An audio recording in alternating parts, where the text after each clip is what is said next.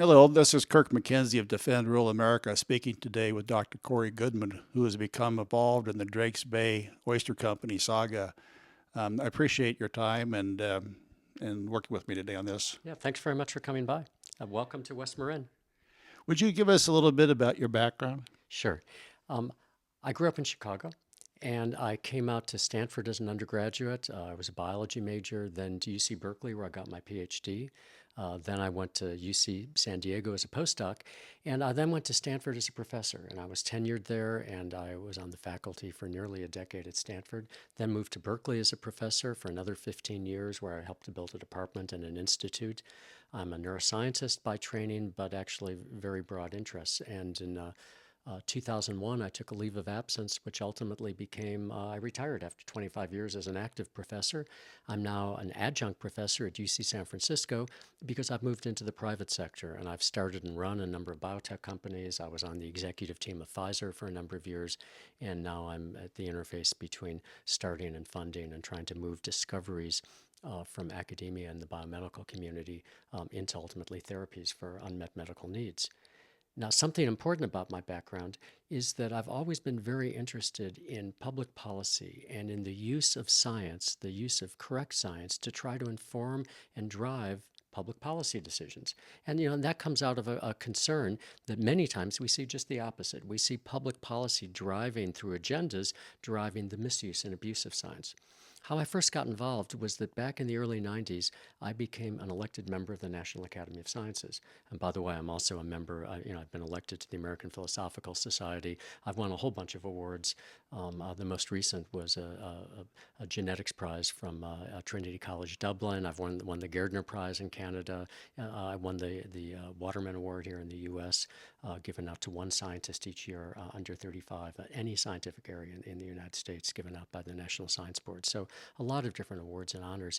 After I got elected to the National Academy, I served on what's called the Board on Life Sciences from the National Research Council.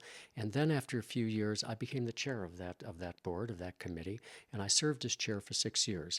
And the kinds of studies we did, you'll remember back in the early days of the first Bush term, we did the stem cell report for Congress. We did the human cloning report. We did reports on waterborne pathogens for the EPA.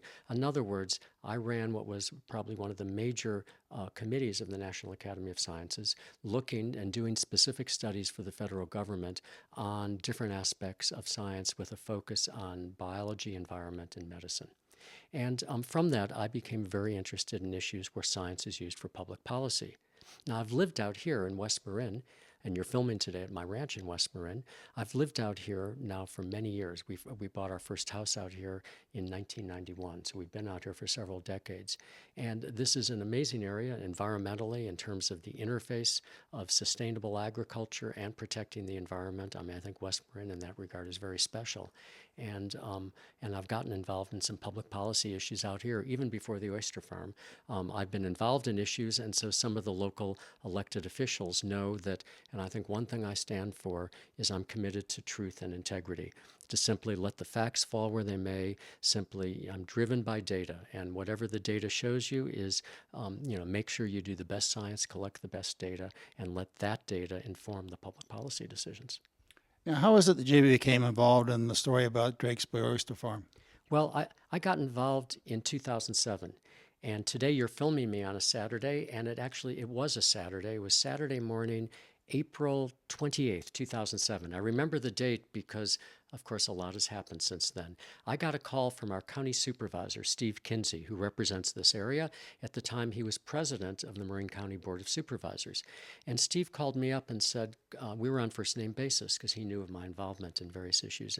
And he knew that he could count on me to simply, I was committed to truth. He could count on me to just tell him what was going on. And he said, look, Corey, he said, a couple of weeks ago, I met with the superintendent of Point Reyes National Seashore. At the time, it was Don Newbacher.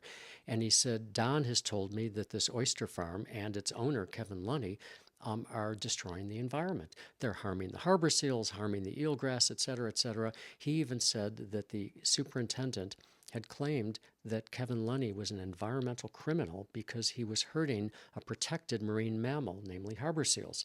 Now, Kinsey said, the supervisor said to me, he said, I'm a little skeptical, Corey, because I've never heard this before, and suddenly out of nowhere comes all these claims of environmental harm. But we've called a county hearing about 8 days from now. It was a week from that, the coming Tuesday. And he said, if you would do me and the supervisors a favor, because you're independent, you're well-respected, member of the National Academy, would you read all the scientific papers? And my office will make sure we get them for you. Would you read the literature, and would you come to that meeting in my invitation? You're not going to be on the Park Service side. You're not going to be on the oyster farm side. I want you to come at my invitation, get up and testify, and tell me and the rest of the supervisors what you found and what you think. And one thing that's important is that as of that day, and as of the day that I testified, a week and a half later, I had never met Kevin Lunny. I had never met his wife. I mean, I'd heard some things about him, but I had no individual vested interest in any way with him. And you should know, because you'll find that the Park Service supporters love leaking out and claiming that, that I've been paid, or I'm this or I'm that. I've never been paid a penny. Everything I'm going to tell you now, I've done pro bono in my spare time, and I've done it simply because I've been outraged by what I've seen my federal government do. I've been outraged by what looks to me to be a repeated pattern of intentional misrepresentation of science. So the supervisor asked me to get involved for about 8 days and come to a hearing. And here it is 5 or 6 years later, and we're still involved. And it just goes to show you how the determination of the government, it just goes on and on and on. Okay, now you reviewed the environmental impact statement and report. Well, the actual formal environmental impact statement is recent. If you don't mind, let me tell you what I first discovered back in 2007, and then we don't have to go through every year. We can fast forward up to the. So you weren't dealing with the environmental report at that time. It was actually just raw data or papers. There was a report. There was what was called the Drakes report. It was a glossy brochure, multicolor. It was basically the case that the Park Service presented, the case against Kevin Lunny and the oyster farm, the case trying to convince politicians and this community that that he was causing environmental harm. And this is the National Park Service. This is the National Park Service. This is your National Park Service, and you'll come to realize that my view of the National Park Service has changed just a wee bit over the past 5-6 years. So I read their brochure, and I started to get hold of the scientific papers.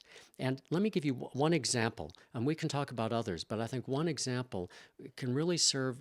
It serves as an example for everything I found. One of the claims they made had to do with what's called oyster feces.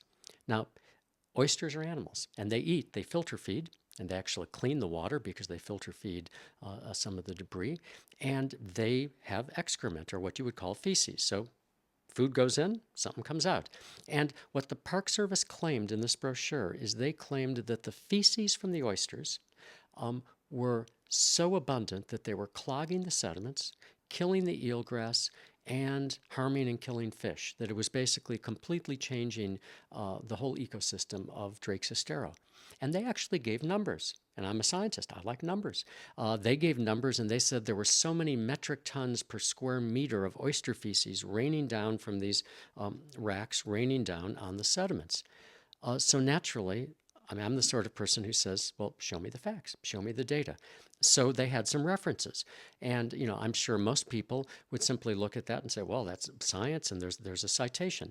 That citation was to a USGS, United States Department of Geological Survey. It's one of the most respected federal agencies in terms of the quality of science. And you say, well, they were citing a USGS report. This must be good, right?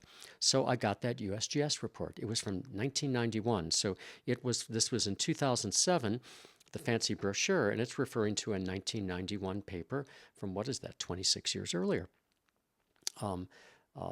No, my math's a little wrong. That's called 16 years earlier. 16. I didn't want to correct you. Thank you. Facts are our friends. Okay, 16 years earlier. I make mistakes every now and then. It's good to check yourself. So I got out that paper and I read it. It's about 100 pages. It was very interesting. A scientist called Roberto Anima had studied Drakes Estero and Abbott's Lagoon out in Point Reyes and had looked at the sediments and characterized all sorts of properties of it, and he found nothing wrong. There was no issue. There was no problem. Now, you know, the way scientific papers are written, you have your materials and methods, your results, no problem. Then he got to the discussion. And at the very end of his paper, about 100 pages long, he said, you know, there are other parts of the world where on occasion people have found problems with oyster feces, and this is something that should be looked at in the future in more detail. And he referred to a paper from Japan from 1955, from a different species of oyster, different water conditions, different cultivation properties. I mean, completely different situation. So I went and got that paper. These days with the internet, scientists, you know, your library is electronic. Right. So I got the paper from 1955. That's a number of decades ago, right? And I looked it up, and there was the number. The quotation for how many metric tons, the quotation they used for Drake Sestero out here, and when I'm pointing, because it's over there, the numbers they used for Drake Sestero didn't come from Drake Sestero and didn't come from 1991. They came from 1955, from Japan, from a paper in Japan, from a different species, different water qualities, different cultivation system. It had nothing to do with Drake Sestero. So in other words, they were completely misrepresenting, claiming it was a USGS study here when it was actually a Japanese study thousands of miles away. But it gets worse than that, because it winds up that I had in my hands another study. It was a study the Park Service didn't want me to have.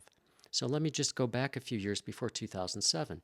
It winds up the superintendent, Don Neubacher, wanted to get evidence that there were ecological, environmental problems out there. And so he contracted with a scientist, a professor at UC Davis named Professor Deborah Elliott Fisk. And he had Dr. Elliott Fisk and a number of her master's students work on different aspects of the environment and looking at if the oyster farm was somehow harming the environment. They gave the Park Service a major report in 2005. I can do that math. That was just 2 years earlier. So here they are falsely referring to something from 1955 and claiming that was Drake Sestero, when actually just a few years earlier, they had paid a professor at Davis to study the real thing. Now, how did I get that study? They buried it. They never wanted anyone to have it. But what's happened over and over again in this story is that there are some good people. There are some good scientists and good employees working for the government. They're afraid of their jobs. They're afraid of retribution. Whistleblower acts, forget about it. I mean, people are scared about their jobs. So what they do is they leak things. Now people leak things to me, and they make sure I'm anonymous, in terms of their names. I will never divulge where I get things from. In this case, they didn't know me. They leaked it to the local newspaper, the Point Reyes Light, and then the editor of that newspaper gave this paper to me. And what this paper showed from 2005, the UC Davis National Park Service paper, showed that in fact they had looked at oyster feces in the sediments and they found none, that the major organic material in the sediments came from decomposing eelgrass. The eelgrass is so healthy and flush, like any grass on your lawn. It grows, it dies back, it grows, it dies back. The fish were fine, the eelgrass was fine, the sediments were fine. Basic conclusion, if I can summarize that whole 2005 report, everything was fine. So instead of referring to that, the fancy 2007 National Park Service report never referred to their own 2005 study that your tax dollars and mine funded. Instead, they were falsely referring to something from 1955, misrepresenting the science. Now, it is quite likely that the reason they did the report in 2005 was to try and find a gotcha, couldn't find one, and then they decided to use a fraudulent mechanism to try and come up with the results that they wanted to have. You just got it spot on. That's the best hypothesis or guess as to what happened, because every time they've done a study, if they've done a legitimate study to look for harm, you can't find any. And let me just tell you my position on this. A little over a week after that hearing, and by the way, at the county hearing, when I got up and testified, as you faced the stage with the county supervisors, on the right-hand side was the Park Service and their supporters. On the left-hand side, there was an aisle conveniently down the middle. On the left-hand side was Kevin Lunny and his workers and supporters. I didn't sit in either camp. I sat in the row of seats in the back. I call them the bleachers, the cheap seats, because I was there at the invitation of the county supervisors. I wasn't there to represent, my agenda was truth. It was the facts. And I got up that day and testified. And one thing I warned the supervisors about, because I had sat and listened. The Park Service testified first. They had the superintendent and then two scientists get up and testify. And I was shocked because all these things I'd been reading about for a week and that I knew were false, there they were in public testimony. You can find it still online these days in front of the county supervisors saying untruth after untruth. I think it's what we would call lies, but I'm trying to be a little gentler. They were giving misrepresentation after misrepresentation. And then at the end of their testimony, they came out with the strongest claim. Now, you know, harbor seals are a protected marine mammal, protected from the Marine Mammal Protection Act of 1972. And so they claimed that the oyster farm was harming the harbor seals. And they didn't just say that he's disturbing the harbor seals. They gave numbers. I like numbers, right? They said that in one region out there in Drakes Estero, that due to the oyster farm, they claimed cause and effect, they said that the harbor seals were down by 80%. Now, let me just say, if that was true, we would have a real environmental problem. If, in fact, the oyster farm was doing something that would cause the harbor seal population to decrease by 80%, that is something that we should look into. And if it's true, we should figure out a way to mitigate. We should figure out a way to get around it. Of course, you can guess, and I think you probably know, it's not true.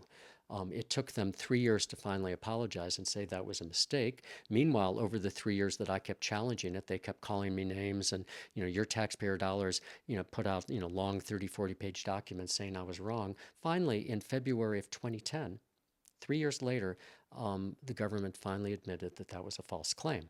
Now, how did I ever get them to admit that? And two things I have to tell you about that next week. First, finally, a week later, Kevin Lunny and his family invited me to come have brunch with them. Remember, I'd never met them. They just heard me testify that day. Oh, so you hadn't met him prior to your testimony? Absolutely not. Okay. I knew what they looked like, maybe seeing their picture in the paper, but I had never met them. I'd never shaken hands with them. So they invited me to have breakfast with them.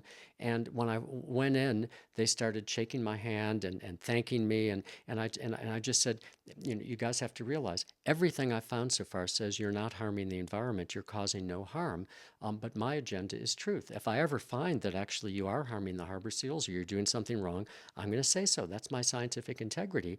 But I've read every paper that's available in every study, and I can't find anything wrong. Now, of course, now I know these are incredible people. They're amazing stewards of the environment. They're some of the finest people you'll ever meet, and they're workers. That's a whole, you know, now I understand about them and their family. Back in April and May of 2007, I didn't know the workers. I didn't know the family. I knew nothing. Now, the other thing that happened that week was, remember, I sat there and I listened to the Park Service claim there was an 80% decline in the harbor seals due to the oyster farm.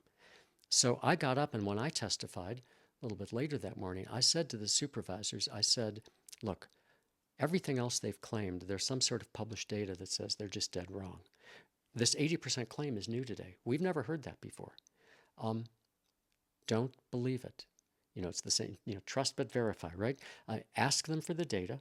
Make sure you get that data examined, not just by me, but well, let's get other independent scientists. Let's have it properly examined, because all the other claims have fallen by the wayside, and now we've heard this new claim today.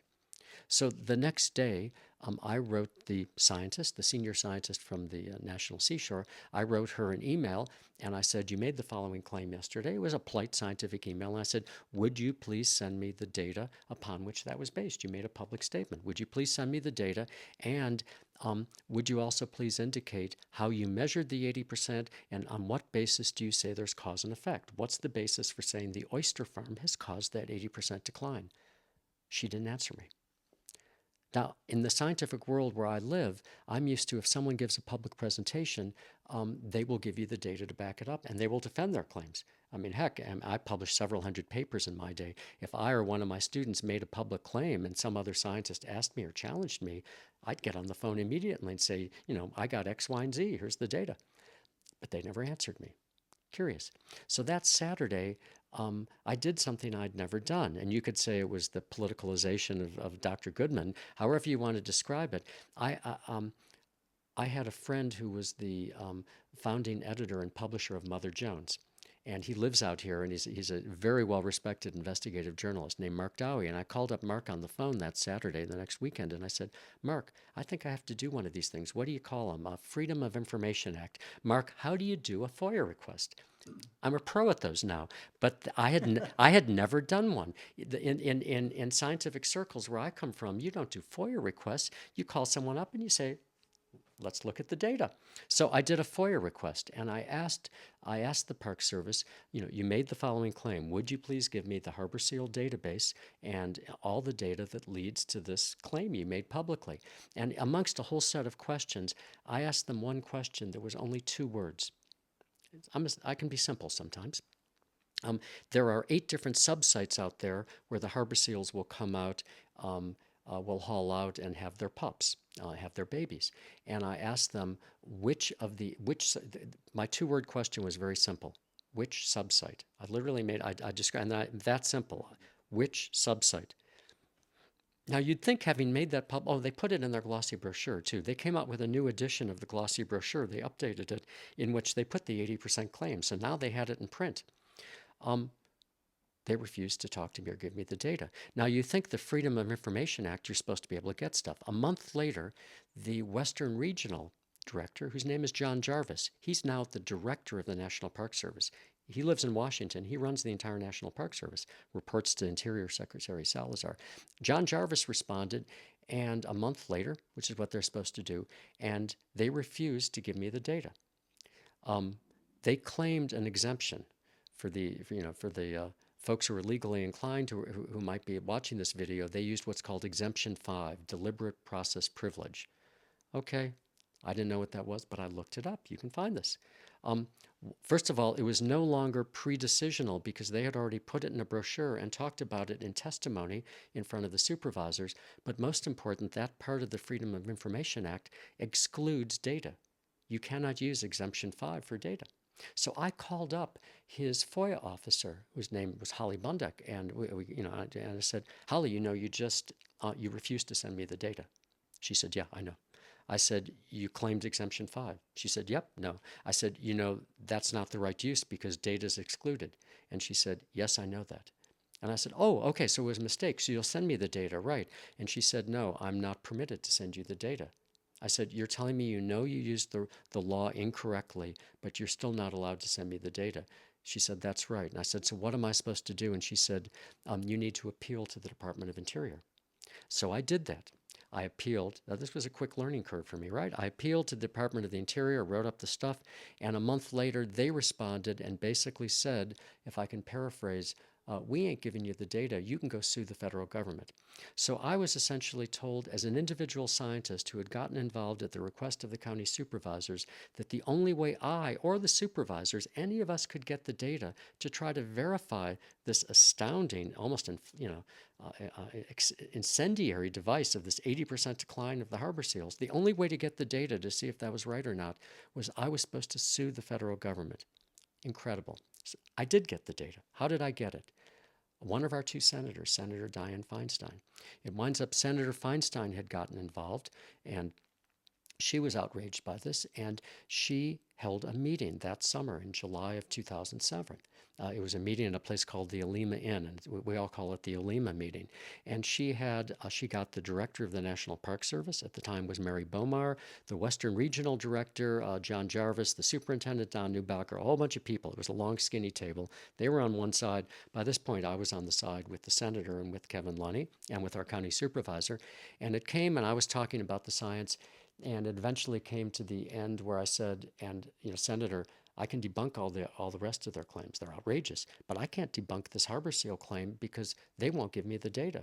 And she turned across the table and she said, is that true? And John Jarvis started to speak, and everyone who was at that meeting will remember this. He started to deny that he had denied me the data. He was basically lying to Senator Feinstein.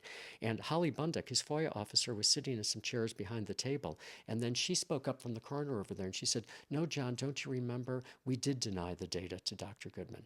At that point, Senator Feinstein looked across the table to Mary Bomar and said, Mary, don't you agree that Dr. Goodman should get the data? And Mary Bomar said yes. And they both looked at John Jarvis, and almost in unison they said, within 2 weeks, John, you will give Dr. Goodman the data. And I did get the data 2 weeks later, but it took our U.S. Senator to get it for me. And when I eventually got the data that August, it didn't take more than a few hours to go through all these tables and to do some calculations and spreadsheets and come to realize that there was no 80% decline anywhere near the oyster farm. There was an 80% decline, though. Part of Limontour Estero and a little part of Drakes Estero is already wilderness. here's a little dark secret they don't want you to know. There already is wilderness out there. Um, Wilderness is an odd name for something when you have close to 3 million visitors a year. It winds up that the seals also haul out in that area. Some of the sites are. One of those sites had declined very precipitously by 80%. This is nowhere near the oyster farm and where they go. And why? Because it had become attached to the mainland. The sandbar, the sand changes, as you know. The sandbar had gotten attached, and between the park visitors, well-meaning people with their cameras coming to shoot the harbor seals, get photos and hike along, coming and bothering them, and coyotes coming over, between humans and predators, had chased the seals away. And to this day, they agree with that now. It took them 3 years, and now they say, yeah, that had nothing to do with the oyster farm. So what are we left with? We're left with, let's see, I've told you about the oyster feces. I've told you about the seals. There's a red-legged frog, and there's a butterfly and grasses. I know. Oh, let me tell you about the red-legged frog. You may not want to go in the same detail, but No, just I kind of won't. I won't. the punchline. I don't. Let me give you the short version. I think the detail for one or two is important for people to understand just how deep and pervasive is the misconduct here and the misuse of science, and that it actually goes not only to the superintendent, but I believe that it went to who was the Western Regional Director, John Jarvis, who's now the Director of the National Park Service. This is high up in our federal government. Red-legged frog. This one is really kind of a hoot. I mean, it's well known in California that if you want to stop any kind of development project or building, you claim there's a red-legged frog because it's an endangered species, and if you have evidence for a red-legged frog, boom, that's it. Okay. Evidence that there are some. Thank you. Evidence. Not evidence that there are not enough, just evidence there are a few. Evidence there are some there, that it's a habitat. So when I opened up, ultimately there was an environmental impact statement. They claimed to be following NEPA. The National Environmental Policy Act. And so in September of 2011 came out their draft environmental impact statement. And one of the sections that I was amused to read is they claimed that there was a major impact and danger according to endangered species. Well, this is fascinating because in 1998, they had already done an environmental assessment and said there was no danger there was no harm to endangered species. So what changed between 98 and 2011? Nothing. Red-legged frog's been an endangered species going back many decades. So they say red-legged frogs. Now, I think anyone watching this recording today can answer the following question. Let me be the professor. Do frogs live in saltwater or freshwater? Okay, your time's up. It's freshwater. So frogs live in freshwater, but Drake's estero is saltwater. Oysters live in saltwater. So I read the EIS wondering, how in the heck can they claim the oyster farm is endangering red-legged frogs? It's unbelievable. I can't make this stuff up. I mean, you'll think this is a bad novel or a bad movie. There's a half-mile road, gravel road, that goes right along the saltwater, that leaves the main road and goes right along the saltwater to get to where the oyster farm has its onshore facility. And the claim is that there might be a red-legged frog, no evidence, hopping across the road, and that there might be a roadkill. But mind you, on the other side of the road, it's saltwater. So either they're hopping to go to their suicide, or somehow they've been able to get through the saltwater and they're coming out, that they've got some biblical quality to them. All I can tell you is that that seashore has 50 miles of paved road with 3 million visitors, nearly 3 million a year, and yet they were claiming a major harm and impact by the red-legged frog where there was no evidence for any red-legged frog anywhere near. Now, I have to say, that revelation became a huge embarrassment to the Park Service. And at least one thing I can tell you, in the final environmental impact statement, which just came out a few weeks ago in November 2012, that has been deleted. So we can say one thing got cleaned up in the final EIS. There's no mention of the red-legged frog. I think this became quite. And there was a butterfly too, if I recall. There was, and there was a butterfly. There was a claim, right? Yeah, and I won't take you through the details. But let me tell you about a more interesting claim, because this does come up to the present. For years, we had been hearing them talk about harm to the harbor seals without any evidence, and never heard anything about sound, about noise. Suddenly, in the draft environmental impact statement, came a section called Soundscape, and came the claim that the equipment of the oyster farm, the boat and certain onshore equipment, was causing huge amounts of noise, disturbing both visitors, kayakers and hikers, and disturbing the wildlife. Pretty interesting. Well, I did something. I mean, as you've come to realize, I'm a bit of a nerd. I'm a scientist. I like data, and so with everything else, my attitude is show me the data. So I went. I remember it well. Table 3-3. It's not like I remember these things. Table 3.3 in the draft environmental impact statement. And I wondered, okay, how do you get these numbers? Now, Kevin Lunny has a piece of equipment. It's called an oyster tumbler.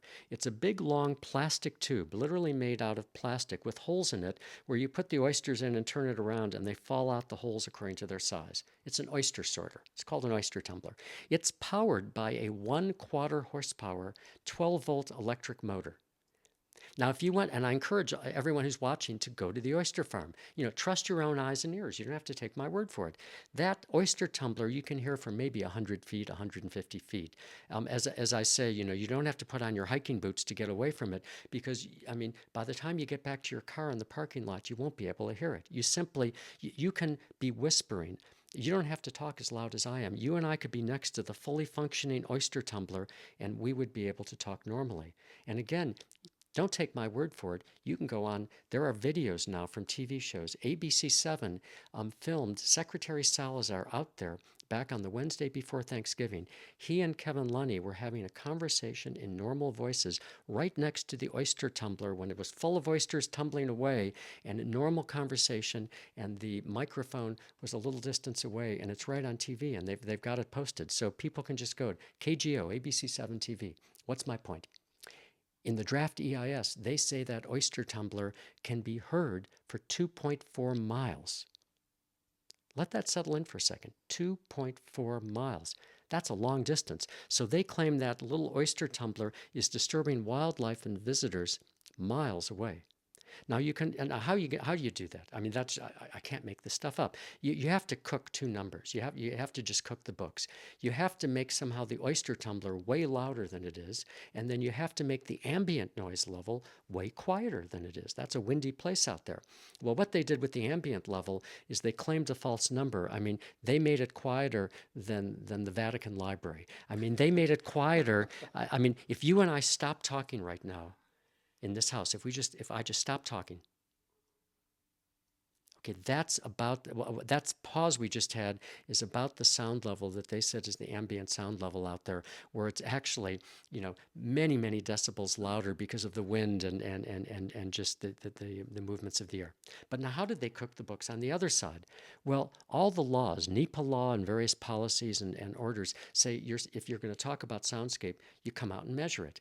And I'll tell you, it doesn't take much time. You don't need this kind of fancy microphone. You can go spend $35 at Radio Shack, buy a device, go out and measure at 50 feet how many decibels that little machine is putting out. And when you do that, it's not putting out much. And people have done that. That's what you're supposed to do legally. That will take you about a half hour. Instead, what the government did is it put some numbers into this table and asked, where do those numbers come from? These big numbers. They came from a handbook. I'll cut to the chase. It came from a cement dump truck that has a 400 horsepower engine. You used a 400 horsepower dump truck engine to misrepresent a 1/4 horsepower little electric motor.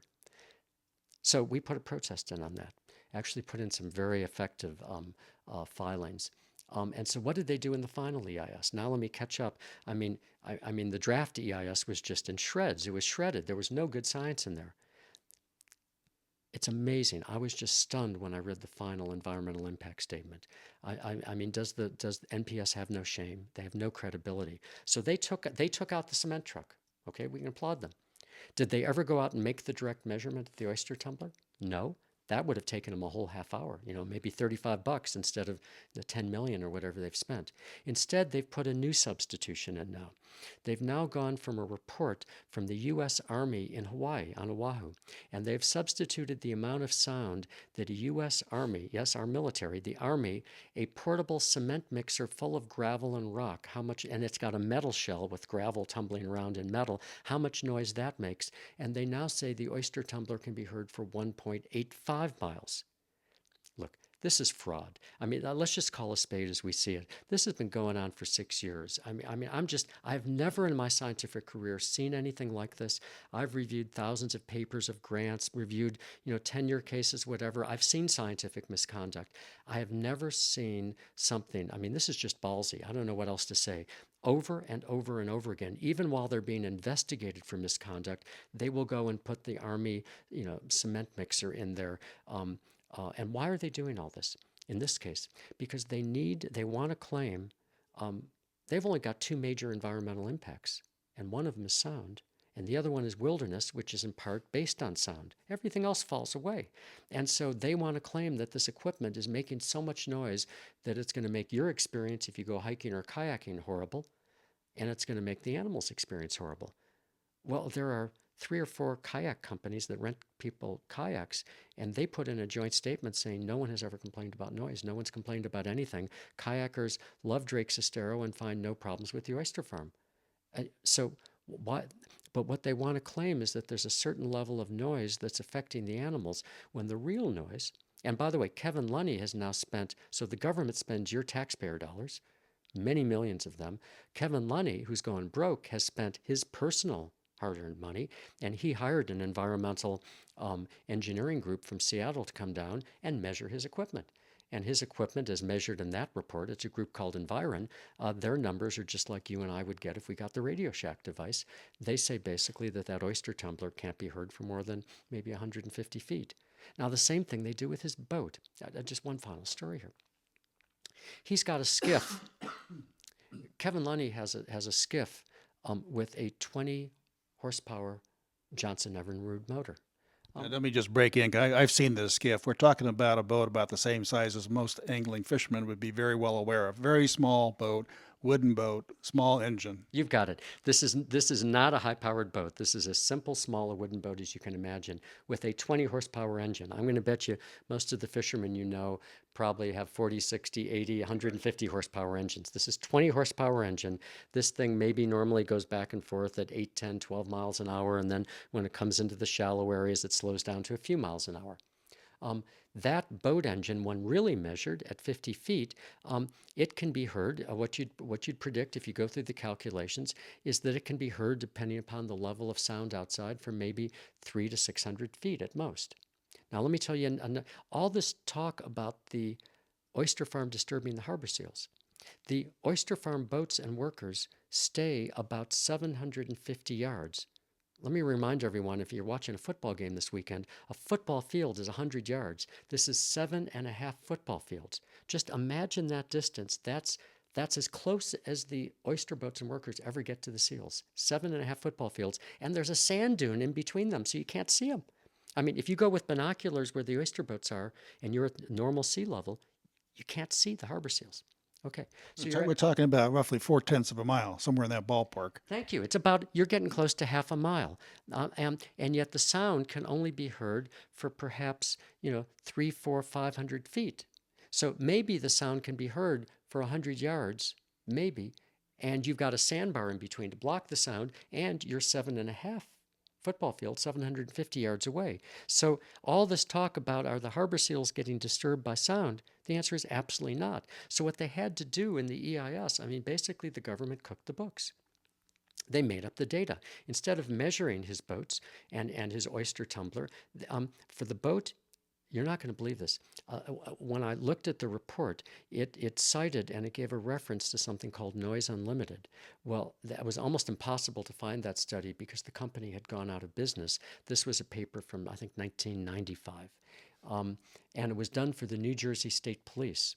We did get a copy of it. Someone in Washington got a copy from the Personal Watercraft Association, the people who promote jet skis and whatnot. And why did they have it? Because the concern in New Jersey was that people had very loud jet skis and very super loud, not boats with 20 horsepower, but what you call cigar boats. These enormous, fast, loud things running up and down the beach, young people running up and down the beach, and the residents and the people using the beach were disturbed and were saying to the police, isn't there a sound limit? And most communities do have a decibel sound limit. And so this company did a measurement of those boats. The number that went into the EIS, the Environmental Impact Statement, to represent Lunny's 20 horsepower little skiff that you saw, It was represented by a huge, loud, fast jet ski taken in 1995 at the request of the New Jersey State Police off the New Jersey shore. So now, what have I told you? In 2007, they're taking data from 1955 from Japan and claiming that's data here. In 2011, they're taking data from the New Jersey shore in 1995 and claiming that's data from here. There's a pattern here. You know, if you make that kind of mistake once, you say, well, sloppy use of data. Oh, well, okay, you know, and I've seen some of the environmental groups say, hey, you know, the government employees overworked, underpaid. You know, you can make lots of excuses. But when you now see that pattern over and over and over again, always to the detriment of the oyster farm, always cooking the books, pulling false data, false tables, you have to suddenly say, this is intentional. There's a pattern here, and there is a word for it. You know, I've now gotten to know some of the federal laws. This is called misconduct. This is called scientific misconduct. And you don't have to take my word for it. There's a whole another episode that I won't take you through today about they had spy cameras out there taking pictures of the guy for 3.5 years that they never told him about, that found no disturbances, and they buried it. It's a long story how I discovered the cameras and photos. It was again from one of their documents they didn't want me to see. But that led to an inside investigation. A field solicitor, which is a lawyer working for the Department of Interior. So this was not an outside investigation. This was an inside job, largely a whitewash, done by field solicitor Gavin Frost. And even with that caveat that this was an inside investigation, Interior investigating Interior, they nevertheless found, and this was in this came out in March of 2011, they found that 5 employees, Superintendent Neubacher and 4 of the scientists, including the chief scientist for West Regional and the 3 scientists out here, had violated the National Park Service Code of Scholarly and Scientific Conduct. Let me say that again. They had been found to have violated the code, the National Park Service Code of Scholarly and Scientific Conduct. Now, I think most people listening to this would say, if you violate the Code of Scientific Conduct, most people, common sense would say that must mean that's scientific misconduct. Right? You violate scientific conduct, that's scientific misconduct. But no. That's what they find on one page. I think it's page 33. You go to the final conclusion on the next page, and what do they say? We did not find scientific misconduct. What did you find? They relabeled it. They called it administrative misconduct. I called up the field solicitor, good guy, and I said, where'd you get that word from? I don't find it in the law. He admitted to me. He said, we made it up. He said, we made up a word for what it means to violate the Code of Scientific Conduct. I said, you called that administrative misconduct. And the reason they did it, so that the Department of Interior could put out a press release and say, solicitor's report clears the Park Service of scientific misconduct. And yet buried right in that report is that they found that 5 of their employees, 4 of them scientists, had violated the Code of Scientific Conduct. I let people decide for themselves what that should be called. Are you familiar with Dr. Paul Hauser? He was the Science Integrity Officer within Salazar's Department of Interior. Okay, Science good. Integrity Okay. Officer I've reviewing. never met him, okay? There's a similar history going on with respect to a predetermined decision to try and blow up 4 dams on the Klamath River. Okay. So I'm intimately involved in this. Okay. So I vaguely know about this. I mean, I've read a little bit about this, yeah. let me just read you some. Again, he's a Science Integrity Officer. I hear you. 1, intentional falsification, motivated by Secretary Salazar's publicly stated 2009 intention to issue a secretarial determination in favor of removing 4 dams in the Klamath River. The Department of the Interior has followed a course of action to construct support for such an outcome. An example of this intentional, biased (falsification) reporting of scientific results is contained in a such and such a report. And he basically says persons alleged to have committed misconduct, and he names some of those. Then he makes a second charge, intentionally circumventing policy that ensures the integrity of science and scholarship. Okay, he was actually fired, and just 2 or 3 days ago, they finally reached a settlement which cannot be publicly disclosed. But he is a young man. He has a wife with young children, and all of a sudden he was without an income or a substantial portion of his income fighting this battle being labeled, and it turns out it's another one just like this. Yeah. So I've never seen this before, and I hope you're going to leave me with a copy of this. Thanks. And send it to me electronically too, if I can. So look, I could say everything that's happened at Point Reyes. You would use the exact same words. I have reports that look just like this that I've submitted saying the same thing. But what you just told me gets to a very important point. Here was someone with integrity in the government as a whistleblower, and you just told me he got fired, and he's young and he's got kids. What has amazed me is the amount of time and effort that the government and their supporters have spent going after me. I can show you document after document saying Dr. Goodman this, Dr. Goodman that. I'm 61 years old. My scientific career is in great shape. It's untouchable. My professional career in the biotech and biomedical world is untouchable. I don't work for the government. They can't touch me. If you can't call me wrong, call me names. They have smeared me over and over, but it just doesn't have an impact on me. It just bounces right off. And I know it drives them crazy because they are used to being able to intimidate people. And I have to say that one of the reasons that keeps me going here is we have a lot of very good scientists and people like this, very good people in the government, who are watching this case and are quite intimidated. People keep leaking me things and wanting them to stay anonymous. And if this policy goes through and the oyster farm is wiped out, and if all of the scientific misconduct is allowed to stand, what it says to anyone in the federal government is simply do what the person above you wants. Whatever is the predetermined agenda, make the science fit that. What it says to every scientist in the federal government is forget what you learned in graduate school, forget what you've practiced before, simply do what they tell you to do. That is not the way I want my federal government working. I know it's not what President Obama wants. It's not what his science advisor, Dr. John Holdren, the head of OSTP, wants. President Obama moved me to tears. And it's not easy to move me to tears, but I got a tear in my eye, quite literally, in April of, 2009, a few months after he was elected. He was the first sitting president since John F. Kennedy to go and give a talk to the National Academy of Sciences, of which I'm a member. And I sat along with other Academy members, and I listened to him that day. And he gave a speech, and I remember a few of his words. He talked about wanting to return science to its rightful place, how in his administration, predetermined agendas were no longer going to drive the misuse of science, but good science was going to drive policy and agenda. I believe he meant it. I believe his science advisor means it. But over in some of these agencies, they haven't heard what he said. Over in Interior, in the Park Service and these things, it's still business as usual. It's not a Democratic thing. It's not a Republican thing. I think some of the ways that science gets abused it just continues. Just continues. It's an organization of the way these things work. And what I wish is that the president and his science advisor would really look into this and would come to understand what's going on. Michelle Obama speaks out very eloquently in terms of sustainable and organic food. This is ground zero for sustainable and organic food. Michael Pollan, Alice Waters, these people, this is the area they write about. It's where they love. Do you know they've all written letters in favor of the oyster farm? They're very much in favor of it staying here. This is, to me, a grand experiment. The people who started Point Reyes National Seashore, it's not a national park, it's a national seashore. And it was started with the intent of keeping the oyster farm and keeping the ranches. It's a great experiment to see, can you have sustainable, wholesome, good food being made, high quality food, organic, natural food, and protect the environment? The great thing is the experiment works. Yes, come to West Marin and you'll see it works.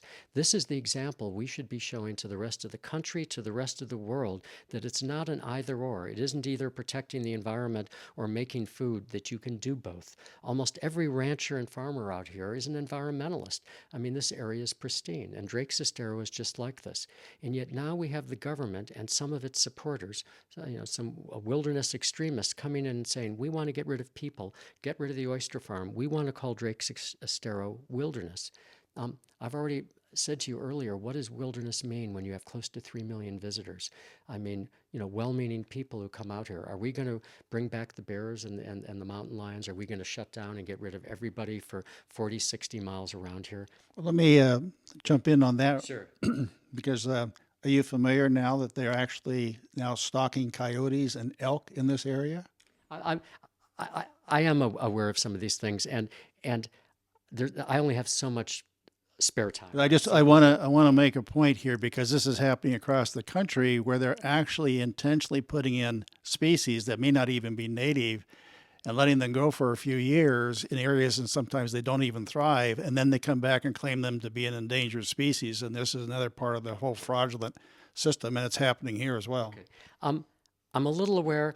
I'm going to probably stay out of that issue because, as you can gather, when I get involved and make statements, I really like to know my facts. And I like to have all the data. I think there is an issue here that way. I don't know enough about it. What I've really sunk into is this issue with the oyster farm.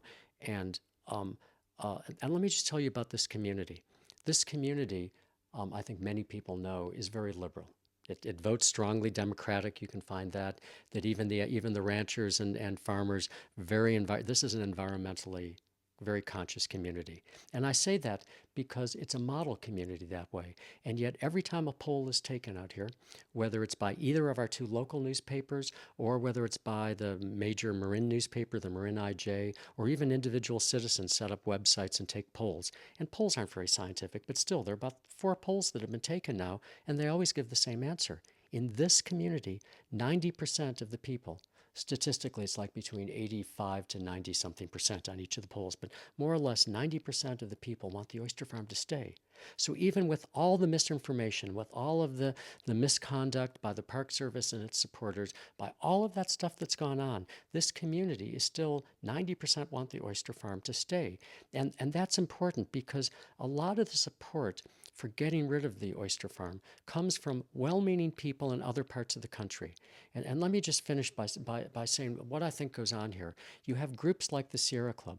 I used to be a member of the Sierra Club long ago. Not anymore. I think the Sierra Club and the environmental organizations once did a lot of good for this country. There were, they didn't let us go down the road of really destroying our environment. It was a good wake-up call. I think we all ought to congratulate them for what they once did. But they now have been taken over by extremists. So what do some of these organizations do? And I'm picking on the Sierra Club because I know their mailings, but NRDC, NPCA, they all do the same thing. They send mass mailings to hundreds of thousands of people around the country. These emails and where they give you letters and they even have you press and click to send it to Salazar, and they tell you things that are wrong. If you were sitting in Virginia or New Hampshire and you read someone from the Sierra Club telling you that the harbor seals are being harmed and the eelgrass and all the things that we've talked about, and you heard all of this and you were asked, click on this button and you will send a letter to Salazar saying, protect the environment, let's save the environment, let's make it wilderness. You might very well click it. I mean, these people simply don't know. And what's interesting is that all of those letters of support come from people who have been misinformed. I believe if you took and informed them properly, just as this local, remember, this local community is more environmentally minded than is the rest of the country. I think people know that about West Marin, and yet this community is 90% in favor of keeping the oyster farm. What does that tell you when you get a local population that knows the facts, that knows the truth, that knows the Lunnies, that knows the 31 workers, that has been there, has seen it, has touched and felt it firsthand? They all say, why in the world would you kick it out? The letters to the editor since Salazar made his decision have been overwhelming in support and outraged. I'm told that our new local congressman, Jared Huffman, that his phone is ringing off the hook. I mean, all of our local politicians are all suddenly getting this outpouring saying, Mr. Secretary, why is the secretary doing that? Why is he kicking? There are 31 workers. Most of them are Hispanic. Many of them have worked here 25, 27, 29 years. They've got great jobs. They're paid reasonably well. They're skilled. They're making wholesome, natural, sustainable food. Half of them actually live at the oyster farm. What we're doing by kicking out the oyster farm, we're now going to have 31 people who are going to be unemployed. We're going to have 15 of those workers and their families who won't have a place to live. And what they've been trained to do their whole life in terms of cultivating oysters and doing it beautifully and sustainably, they're now going to be unemployed. They're going to be getting unemployment benefits from the government. Why are we doing this? There's no environmental harm. And I mean, I think that's the statement and what people should realize. Now, I think Secretary Salazar and his lawyers fundamentally get that. For years, they had been claiming we have to follow NEPA.